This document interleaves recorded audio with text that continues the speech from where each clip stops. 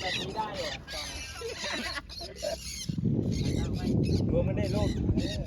ตัวมันจะเข้าไม่ไปเนี่ยถูกเป็นไม่เต็มบดทั้งหมดตัวนี้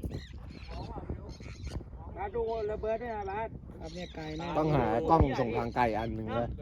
ไกลปล่อยมันเลยแข็งแล้วอันนึงจะนะ เราชัดนะ แล้วส่งดูรู้เลย ดูตัวนี้ฉีกออกเดียวเห็นแล้วเบิร์ดเลยเห็นไหมเนี่ยมันบินระดับหัว อันหลายบาทแล้วเลยแบงค์กล้อง น่าจะเป็น1,000-2,000แล้วก็เบิดเกินปล่อยรอดแม่งยกฝ่ายรอดพากลับแล้วแจ๋วแจ๋วดูรอดเนี่ยรอดดึงมาแล้วอ่ะอียังไม่ฉลาดด้วยนะมึงพาระเบิดกูกลับ นู่นของพี่เหมียวอยู่ข้างหลังนู่น ไปแล้ว4อ่ะกูบอกอ่ะ ของพี่เหมียวนะบินอยู่นะ